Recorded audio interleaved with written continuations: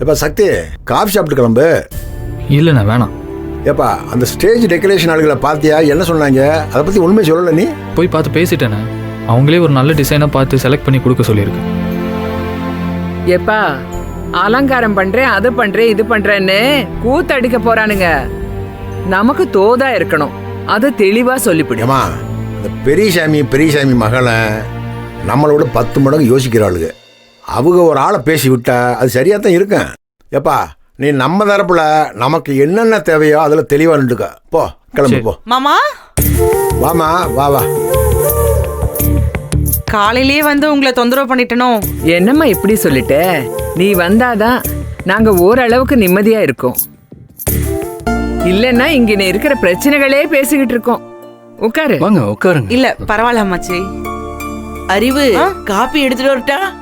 மா, நீ 10 மாசம் சுமந்து ஈன்ற பையன் அங்க நின்னுட்டு இருக்க, என்ன கண்டுக்கவே மாட்டேங்கிற?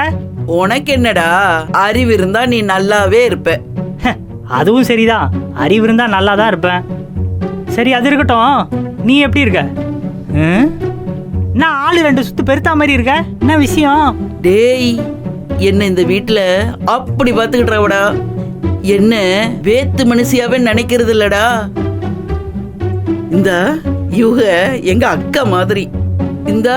இந்த வீட்டு பெரிய மனுஷன் சொந்த அக்காவை பாத்துக்கிற மாதிரி பாத்துக்கிட்டாங்க. நான் ரொம்ப சந்தோஷமா இருக்கேன்டா.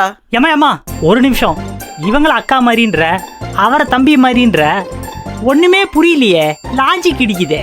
ஏய், கிறுக்க மாதிரி பேசாம வாயை மூடு. மாமா, உங்ககிட்ட நிச்சயத்தை பத்தி பேசலாம் தான் வந்தேன் மாமா. நான் அதை பற்றி பேசுறதுக்கு தான் சொந்தக்காரங்களை வர சொல்லியிருக்கேன். அப்பா வந்தா அந்த ஓலை எழுதி முடிச்சிடலாம்.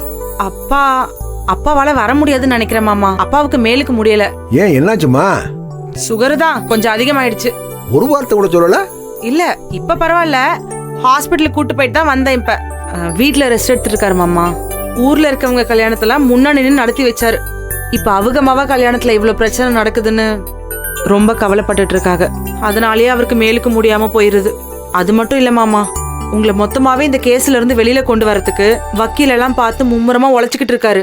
அந்த டென்ஷனும் கொஞ்சம் சேர்ந்துருச்சா, அதனாலதான் அடிக்கடி உடம்பு சரியில்லாம ஆகிடுது. இந்த நிச்சயம் மட்டும் நடந்துருச்சுன்னு வைங்கள, அவர் தெம்பாயிருவாரு மாமா. அதுக்காண்டிதான் இந்த நிச்சயத்தை சீக்கிரம் வச்சா நல்லா இருக்கும்னு பேச வந்த. மாமா, உங்களை பத்தி எனக்கு நல்லா தெரியும், இருந்தாலும் கேட்காம இருக்க கூடாதுல்ல, அதுக்காண்டிதான் கேக்குறேன். இந்த வீட்டு பொம்பளை ஆளுக இல்லைன்னா கூட நிச்சயம் பண்ணிடலாம்ல. அவளுக எதுக்குங்கிறேன். ஒருத்திக்கு கூட நல்ல புத்தியே கிடையாது, இந்த குடும்பத்து மேல அக்கறையே கிடையாது. அவளுகளை எதுக்கு கொண்டாந்து நடுவுல நிக்க வைக்கணும்?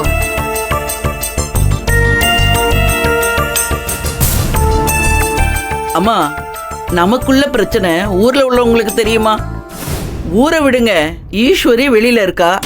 நாளைக்கு ஓலையை மாத்துறதுக்கு அப்பா அம்மா 2 பேரும் ஒன்னா நிக்க வேண்டாமா? இவர் மட்டும் தட்டை மாத்த முடியாதுல்ல. ஜோடியா நின்னதானமா பார்க்க எல்லாத்துக்கும் நல்லா இருக்கும்.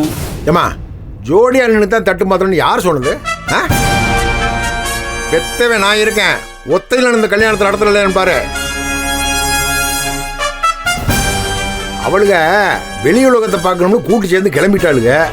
அவளுகளை போய் நிச்சயத்துக்கு வா, கல்யாணத்துக்கு வான்னு வெத்தலை வாக்கெல்லாம் வச்சு அழைச்சிக்கிட்டு இருக்க முடியாதனால விடு அவளுகளை. மாமா மாமா டென்ஷன் ஆகாதே மாமா. பெரியமா, மாமாவுக்கு போய் மோர் எடுத்துட்டு போய் எடுத்துட்டு வரேன். மாமா, நான் ஒன்னு சொன்னா தப்பா எடுத்துக்காதீங்க. இவங்களா சொல்றாங்கிறதுக்காக நான் சொல்லல. ஆனா ஒரு விஷயத்த நீங்க யோசிச்சு பாருங்க. இந்த குடும்பத்துக்காக யோசிக்காம சுயநலமா யோசிச்சு எல்லாத்தையுமே தூக்கி போட்டு ஓட்டுனவளுக்குல எப்படி மாமா நம்ம சும்மா விட முடியும்? மாமா போதும், அவளுங்க இங்க இல்லாம இருக்கிறதே நிம்மதியா இருக்கு, விட்டுருங்க. இதே மாதிரி தானே அவளுங்களும் நிம்மதியா இருப்பாளுங்க. நம்ம ஏன் விடணும்? அவளுக்கு முதல்ல எதுக்கு இந்த வீட்டுக்கு வாக்கப்பட்டு வந்தாளுங்கிற விவரத்தை நான் இப்பதான் கேள்விப்பட்டேன். எப்படி தொழிலதிபர் ஆகணும்னு வாக்கப்பட்டு வருவாளுகளாம், புள்ள குட்டியும் பெத்துக்குவாளுகளாம், அப்புறம் குடும்பத்தை நடத்த வக்கு இல்லாம ஓடி போயிடுவாளுகளாம். என்ன கூத்து இது?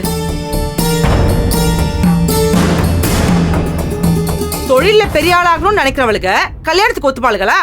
அப்படி ஒத்துக்கிட்டா அதுக்கு பேர் கல்யாணமா? இல்ல அவளுக்கு தான் சரியான பொம்பளைகளா? நீ ஏம்மா பழசெல்லாம் கிண்டிக்கிட்டு? நாங்களே நொந்து போய் உட்காந்துருக்கோம். இல்ல அம்மாச்சி, நான் எதுக்காண்டி சொல்றேன்னா அவளுக்குல வெளியில விட்டதும் சுதந்திரமா செயல்படுறேன் ரெக்கையை கட்டிட்டு பரப்பாளுங்க. நம்ம அதை உடைச்சு உள்ளார உட்கார வச்சாதான் அவளுக்கு இந்த குடும்பத்தோட அருமையே புரியும். ஏன் அம்மாச்சி, உங்க அனுபவத்துல சொல்லுங்க, எந்த குடும்ப பொம்பளையாச்சும் பிள்ளைகளை தூக்கி எறிஞ்சிட்டு ஓரவத்திகளோட வீட்டை விட்டு வெளியே போவாளுங்களா? மொத்தமா அவளுகளோட நோக்கமே தப்பா இருக்கு. அதை நம்ம சும்மா விடக்கூடாது அம்மாச்சி. ஆமா பெண்ண ஜெயனுங்கிறியா அதுக்கு?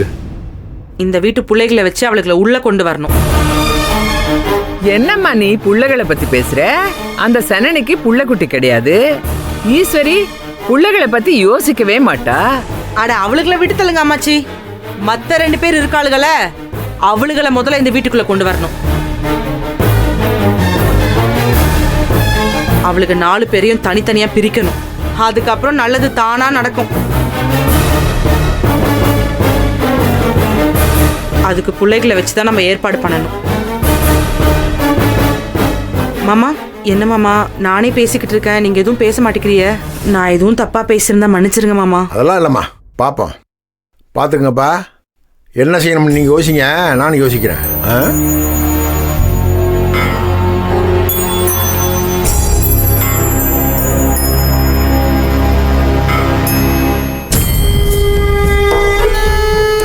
என்ன கதிர் மாமா, நீங்க என்ன யோசிக்கிறிய? நான் சொல்றதெல்லாம் சரிதானே?